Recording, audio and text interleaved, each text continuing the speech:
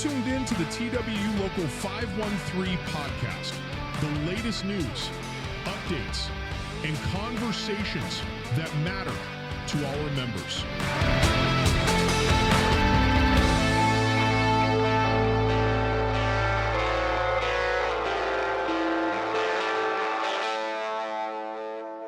Hello, everybody, and welcome back to the TWU Local 513 podcast. I've got a new guest today, one you might not recognize. No Shave November. That's right. Oh, it's actually you, President Greg Cozy. How you doing, brother? What is it, day 20? Yeah, so last night I couldn't stand it. It was bushy, so I did at least trim it down a bit. But yeah, we're going to see how long this lasts. But I'm doing well, brother. How are you? I'm doing well. I'm glad you trimmed it down a little bit because, I mean, people are going to start, we're brothers. We call Right. each other That's brothers. it. We're family. Yeah. But they're going to start calling us twins pretty quick. I don't know if they're going to be able to tell us apart, so I'm glad you trimmed it down. But I'm an inch taller, so yeah, anybody well, asks. that's it. You always look very distinguished with the beard, so it does look good just from an outside perspective. Thank you, bro. Yeah, so enough for the humor. Let's get into some real talk. We are mid-cycle in our November membership meetings. Mm-hmm. This will be our last membership meeting of the year. Today is Thursday. We're recording this, and then we'll have 3 meetings today, and then it's a wrap as far as membership meetings, and then we'll come back mid-January for our next. Yeah, so in our bylaws, it states that we don't have a meeting in December. So our next membership meeting after the series of meetings today will be January the 14th and 15th. So we'll look forward to seeing our brothers and sisters then. Right. We will have our Shop Stewards quarterly meeting Yes. in December. We have those every month. So for any of our stewards listening, just a reminder. Obviously, we send out reminders for all our meetings. But anyway, I was actually absent yesterday. Brian Orier, myself, and Shay Christakis were at the Grievance Review Board this week. So this is going to be our first meetings for this month. Mm-hmm. You want to kind of give a recap of the meetings and kind of talk about what that's about, and then after I'll give you a recap of the GRB. Sure. So the November meeting, typically we like to make it what we call a light and fluffy meeting, simply because we're heading into the holidays. It's been a heck of a summer. The guys, knocked it out of the park operationally, and also we do our barbecue in the November meeting. So I try to keep the agenda short and somewhat light. But we did talk about the operational reduction on Thanksgiving. Safety was a big topic. Yesterday's meeting. It would be a big topic in today's meeting. And then there's a couple of other kind of housekeeping issues. There was a gatehouse, I think it's Alpha 20. They got destroyed in between Monday night and Tuesday morning. And I talk about that with the members as well. It's, anytime there's a destruction of property, especially company property that we all use, that's a problem. And nobody should be out there destroying company property. The other kind of housekeeping issue is that there's a women's restroom over by D6. There are men using the women's restroom. And so some of the women have confronted the guys about it, and the guys get confrontational. And regardless of, whatever, there's a men's room right around the corner. And so, I tell the members, I said, guys, you got to, men stay out of the women's restrooms. It's Right. inappropriate. It's illegal. Just don't do it. So, yeah, those are the topics that we talk about in the membership meeting. Again, safety being a huge factor. We talk about it every membership meeting, how it's important that you go home in the same physical condition that you come to work. And so just want to remind everybody to be cognizant of the fact that you should wear, your PPE, put your seatbelts on, wear your safety vests, those types of things. And then also, situational awareness. A lot of times, you hear guys say, "Oh, I've got 30 years, I got 40 years, I've been doing this, all my life," and then we get a little bit complacent. And so during the membership meeting, I remind the members that complacency is never good. We work in a very hard environment, no matter what position or organization you're in. Jeff Case always says that we're the softest things out there. And so you're dealing with a lot of equipment, a lot of moving parts, and, accidents occur daily. And so we just want to remind everybody to be very cognizant of where you are, what you're doing, who you're doing it around. Look out for your brother and your sister. But situational awareness is important as just as much as any PPE or whatever. So just kind of a reminder of keeping your head on a swivel and ensuring that you remain safe at work.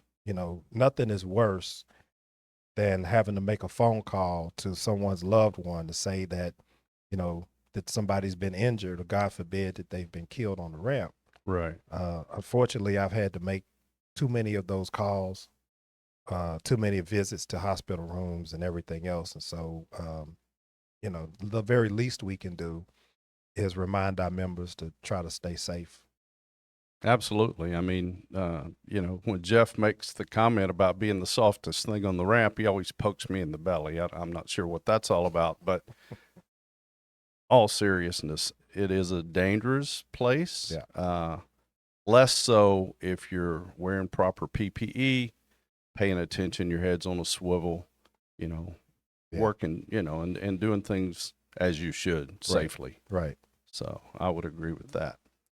I did mention that it is GRB month. So for those that don't know, 6 times a year, we take grievances that we're not able to get settled at the second step, and we take those to the grievance review board, and that's where specifically Brian Oyer and I go and meet with labor relations, the legal team at headquarters, and present grievances, be it a level of discipline, contractual issues, and certainly terminations that we're not able to get resolved.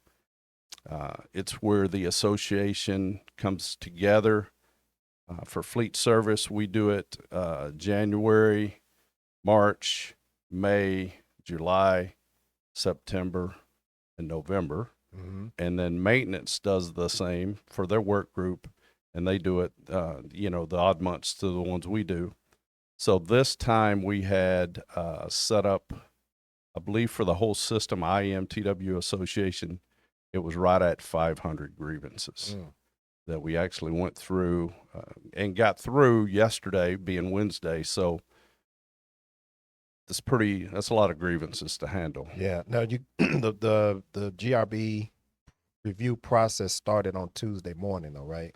Yeah. So we meet on Monday. So it really starts on Monday. Mm-hmm. We generally, when we're in Dallas and at headquarters, we meet here at Local 513, and all the association representatives come in here, and we meet and go over the cases, and, kind of review and kind of get on the same page. And then we met with the company starting on Tuesday, Mm-hmm. and that's kind of what we do. But no, a lot of times we're done midday on Wednesday, and we finished pretty late yesterday trying to get it all done. A little more context on the the grievance review board.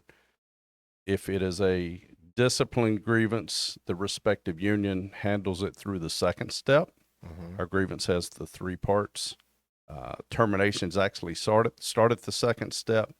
So in an IEM station, they would represent a TWU member or an IEM member through the second step. In TWU stations, we do the same. And then if we're not able to get a resolution on a discipline grievance at the second step, then we hand it off to the respective union, and then that union takes over. Contractual issues, the respective union takes it all the way through. The difference at the GRB is on discipline, dismissal, and things like that. The respective union represents their members, but on contractual issues, it's 1-on-1. So if it was let's say it was an overtime bypass grievance, and it was being heard at the GRB, it would be a TW member representative, and it would be an IM representative on contractual issues. So just a little context for Mhm. everyone to kind of understand what happens to grievances. Right. We're very successful at getting things settled at the second step and not having to move to the third. But again, I think the last URB, we had right at 100 grievances. And this time, I think we had, I'm speaking as a local, Mm-hmm. we had, I think, 60 something this Okay. time. So less this time, Right. but Local 513 usually, carries the bulk of the grievances going to the GRB just because of the volume of members that we represent. Right. Yeah. We have more members Right. locally than the other locals or lodges. Yeah. So do you, at the GRB, do you just handle cases as they come, or is there a separation between contractual cases and? So we generally start, as far as the presentations that we're Mhm. speaking of. So we generally start with the terminations. Okay. So the respective unions will meet with the representative, with the company. It's usually labor and legal in there, and because that's the most important thing. I mean, someone's sitting out and they're terminated. So we start with terminations, then we move into discipline, and usually the contractual cases get heard last. Mm-hmm.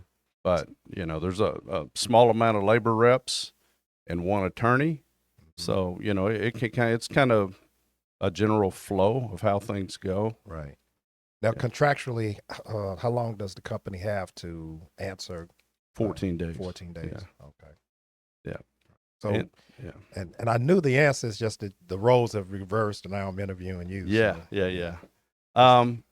I will say that, generally you don't get bench decisions unless it's egregious, and they'll say, yeah, that we need to settle this. Mm-hmm. The company will take it and, take it back and review it. But, we're in contact with them all the time. So the cases, it's not like you present it and then there's no more conversation or context around it. They may call back and say, hey, remind me again, or, we're looking into this, or can you tell me this? So it's kind of fluid. It's kind of ongoing. Mm-hmm. And, so we do pretty well. Good. If there's no resolution at the third step, the grievance review board, let's say the company denies a grievance, then it would go before the respected organization, like at Local 513. That grievance would go before the board, and we discuss whether we would set it up for a mediation or an arbitration, or withdraw the grievance if it didn't have merit. So, right. Yeah, it's a good process. It's we're continually trying to hone it, and make it the best. At the end of the day, it's all about taking a grievance. Someone files a grievance, taking it and, trying to get a successful resolution if there's merit to the grievance. Mm-hmm.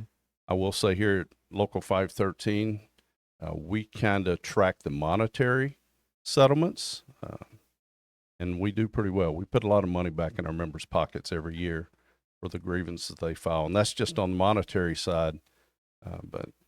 And we've been very successful with the termination grievances as well, right? Very. Good. Yeah, very. Generally speaking, people deserve a second chance. Right.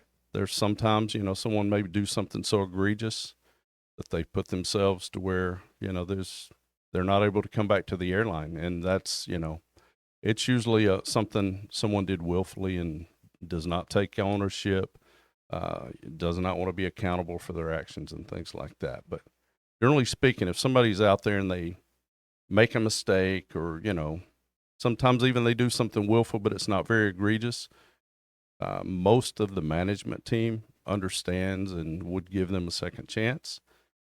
But, usually they come back with a settlement letter with some restrictions. So, Sure. Yeah. And that's part of our job is, union representatives always say that the union is the conscience of the company. So sometimes we have to remind the company to give people second and third chances. Yep. Yeah. Yeah. So anyway, it's kind of a review of the GRB. Enough about that, because that's a lot of effort and energy goes into that, and it's passed. So the next one will be in, what is this? This is November. So it'll be in January. January, yeah. Yeah, start the year off in January. Mm-hmm. I'm sure you probably talked about the holiday schedule. Yes. You want to kind of go into that a little bit? Yeah, so every year, American reduces the schedule for Thanksgiving. And the impact is different in different stations. So obviously the impact will be greater here at DFW. They're canceling the vast majority of the flights after 2 p.m. on Thanksgiving Day. So on Thanksgiving Day, in fact, they're only going to operate, I think it's 15 flights after 2 p.m. All of those flights are anticipated to operate out of D Concourse. The folks who will be working after 2 p.m.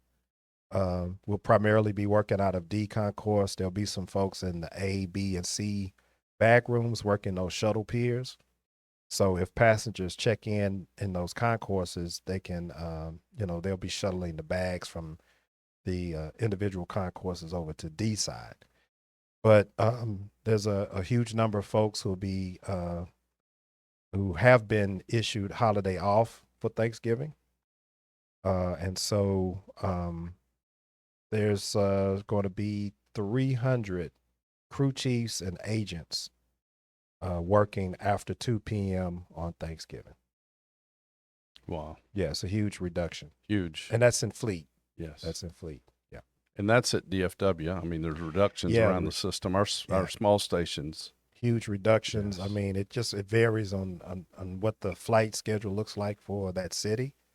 But anticipate to see similar reductions in Charlotte, Miami, Chicago, the big stations, LA.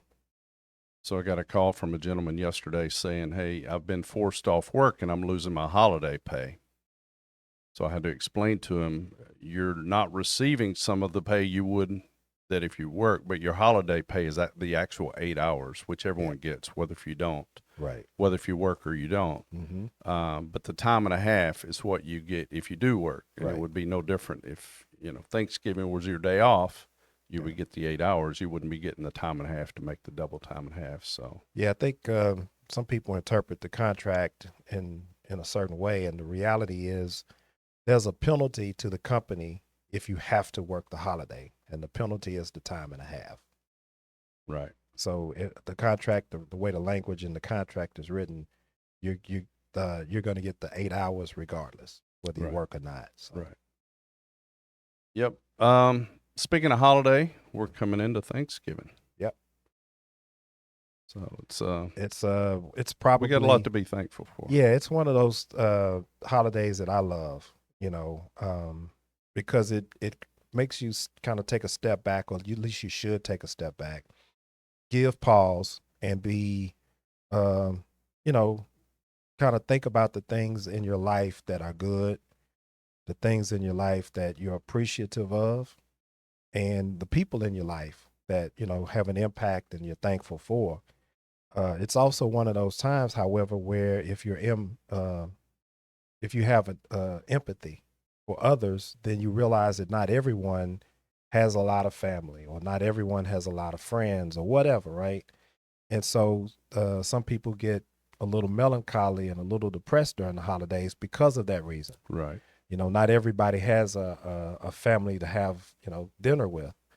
And so I'm also very cognizant of that.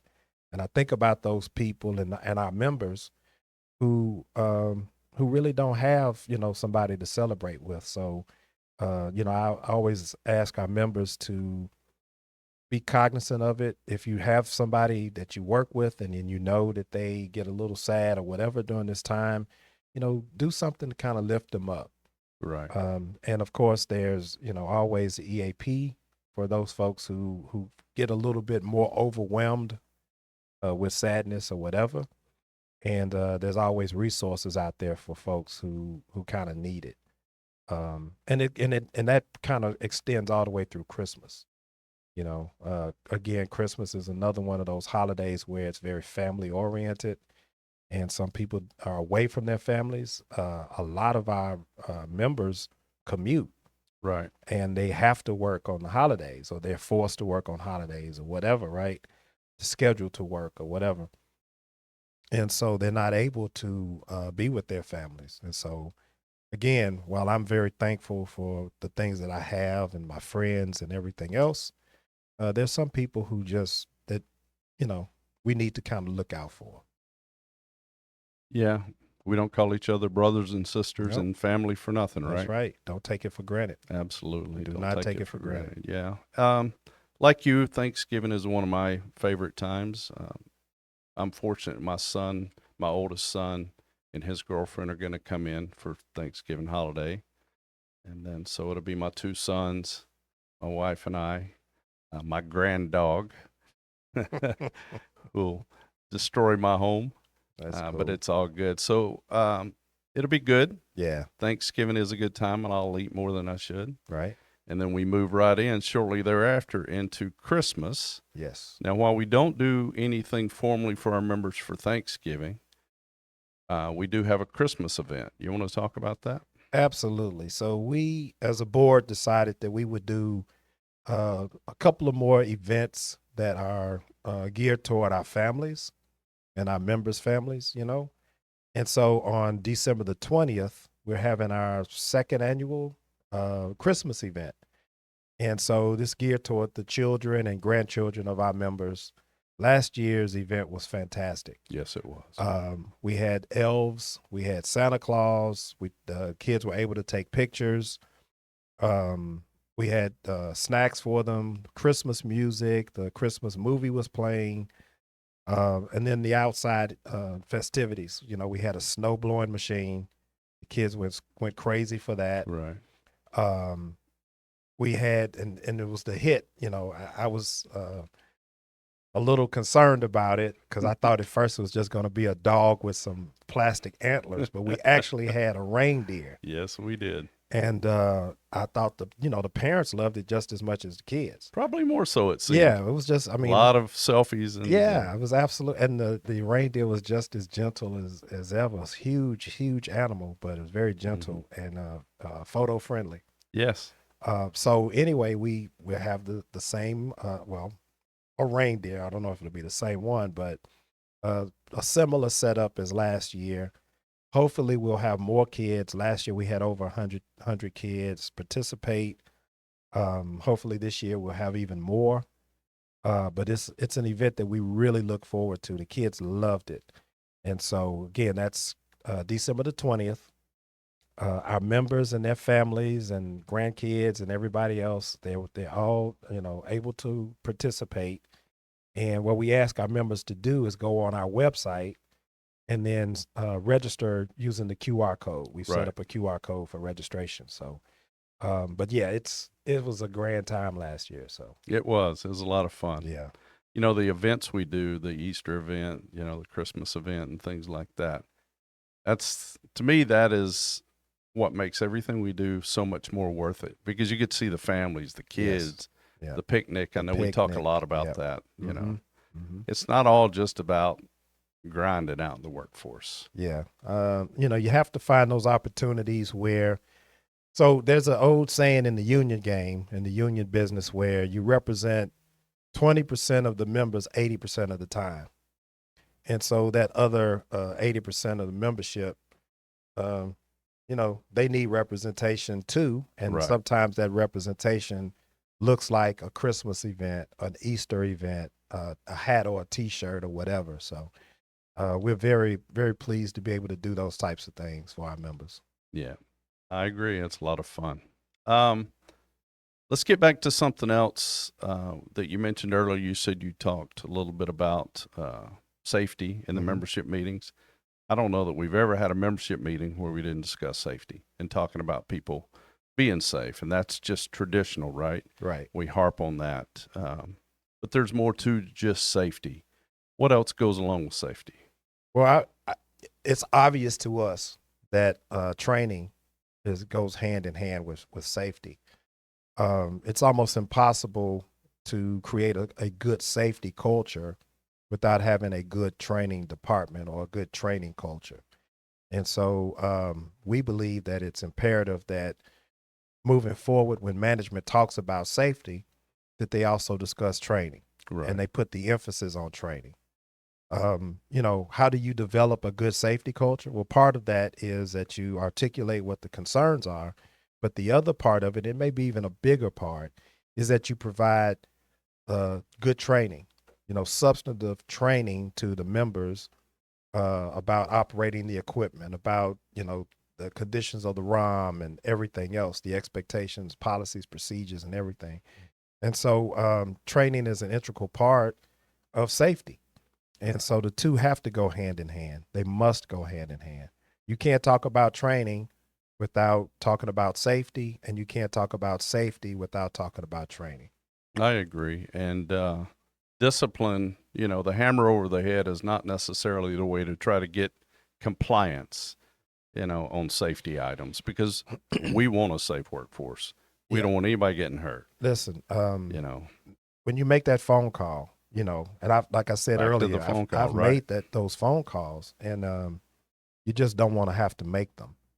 And so we are huge advocates of a safe work environment. In fact, part of the discussion that we've had as a board, I don't mind sharing with the membership, is that we've talked about expanding our safety committee. We have a fantastic safety committee. We have a bunch of our safety representatives who are well engaged in the operation, all of them committed and huge advocates of safety. Right. And so we've talked about, and we will expand our safety committee because we have to have a greater impact with our members. So American has taken the data and they've drilled it down, and they're able to determine that we have more accidents on Thursday and on Sunday between the hours of was it 4 in the afternoon and 8 in the evening. Yeah. And again, they've mined that data. So what we have to do, or what we need to do, is try to get safety representatives out in the evenings, walking around, getting engaged in the operation and talking to our members and reminding our members. And sometimes it's going to be redundant. And what we hope to happen is that you see a safety rep so often that he or she ends up getting on your nerves.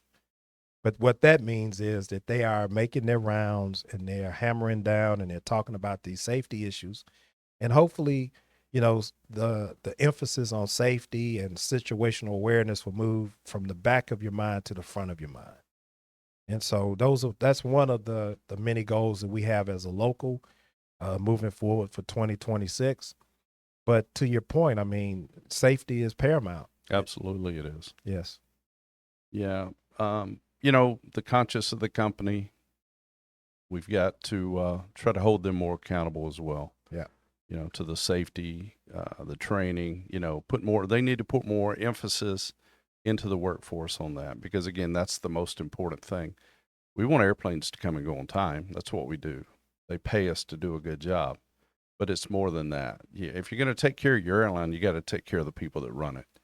So, well, interesting you say that. I don't know if you had an opportunity to read some of the material that's being talked about in the airline industry, but Scott Kirby did a recent interview, who's the CEO of United, and he talked about how imperative it is that not only do you have a vision and a focus for and a strategy for your airline, but you also have to take care of the labor workforce, right, the frontline employees. And so, I can get on my soapbox about that, but the reality is companies, whether it's American Airlines or any other company, has to realize that, in order to take care of your customer, you have to take care of your employees. It's the bottom line. Absolutely. Because without the employees, what do you have? You have nothing. You got a bunch of airplanes sitting on the ground. Yeah. I bet if you were to take, let's just say a 10-year deep dive into the big three and look, historically about what's happened with Delta, United, and of course American, and do a comparison on probably every metric, be it safety, finances, debt, all these things, customer ratings, employee morale, all these things. I don't know that we would win in any category. Unfortunately, I believe you're correct. So During the membership meeting yesterday, and the 3 o'clock meeting, again, I try to make the November meeting a little light and fluffy, Right. but some very actually great questions were asked about the direction of the airline. And I talked, and someone suggested that we, the union groups on property, go to the state of the airline, the next state of the airline meeting, and voice our displeasure. And I told him, I said that's a good thing, but the state of the airline is an internal meeting, and I think the greater emphasis would be if the coalition were to attend the next board of directors meeting, Right. stockholders meetings, the meetings where we can have a bigger impact. But to your point, I mean, American has lost its focus. I think we've lost our competitive edge for various reasons. Right. And the question becomes, what are they going to do? How are they going to position themselves, not in the way future, but in the very near future? What are we going to do as a corporation to change our trajectory? What is usually a solid, if not strong, third quarter for the airline industry, American was the only major carrier to lose major money. Right. And Delta and United made major money during that quarter. So again, we talked about it on the last podcast. We talked about it in yesterday's membership meeting. Someone may mention it again in today's meeting, but the reality is those things haven't gone away. And from the state of the airline and the earnings call to today, we still haven't really heard anything of substance from the airline, from American Airlines management, to say that this is the direction or the focus that we're going to have. So we're still in limbo. Yeah, I think the direction is part of the problem, because I don't know if we have the right people in place to put us on the right path, and that's my concern. I know, and you mentioned the last podcast, you and I kind of took a deep dive into it, so I don't want to be redundant about it. Right. I'll implore somebody, if you're curious about what was said in the last podcast, go watch it. But I do know that we had over 10,000 views on that podcast so far. And while we don't want to just use this as a soapbox to, disparage our employer, we do want this airline to be the best it can be. And we will partner with them on being the best that they can be. But sometimes you have to take the input of the people who have been around a long time and know kind of how to make the cheese, right? Right. Which is us. The one thing I will say about the comments about going to the state of the airline and voicing your opinion, they took that away. They no longer allow someone to stand up and speak. That's a recent change. Mm-hmm. They don't want anyone standing up and saying, you're doing a shitty job and we need to do better. So, well, and to that point, every quarter, American leadership has what they call a leadership meeting. right. And they invite the leaders of each union on property to come in and they discuss, the vision, the direction, the focus of the airline, and then they ask us questions. And so you may remember that we put the coalition of unions put out a letter, and shortly after that letter was put out, the next leadership meeting, which was scheduled for November the 12th, ended up being canceled. So maybe they really don't want to hear anybody or be asked those tough questions, or maybe they don't want to stand in front of or sit in front of people who represent and are the voice of the frontline employees. Maybe they really don't want to hear what we have to say. I believe you're right. Yeah, but we're not going to sit silent. we can't. No. We and, can't. and again, this is, we're speaking up today, and we've spoke up previously, and, for many, many years, that's what we do. We're going to speak up, Yeah. not only in defense of our members, but in defense of the airline. I mean, we want our airline to be number one. We don't want to be number 3, number 8, number 9. We want to be number one. Absolutely. And so I think that we need somebody that has a realization that we want to be a part of the solution and not part of the problem. Right. Because I can promise you, if you look at every airline out there, they all have frontline workers doing the same job for basically the same pay and benefits. I mean, while, we do better than most in that area, we also do a lot better job too. But at the end of the day, we don't get to pull all the levers and push all the buttons to run the airline. Right. And a lot of times I wish we did. Well, I'm no CEO. I'm no, high-level manager, but I've spent nearly 40 years out in the operation. And while I couldn't go fly an airplane, there's a lot of things that I've seen come and go, and I can tell you a lot of things that will and won't work on the ramp. Right. For an airline. And that's where it all starts, is right there, boots on the ground. Our guys, and I always say that, our members that we represent are the backbone of this airline. And I think we all want it to be great again. Absolutely. So we've probably taken up enough of everybody's time. We're heading into Thanksgiving. I know you got some parting words and some housekeeping. What do you got, Greg?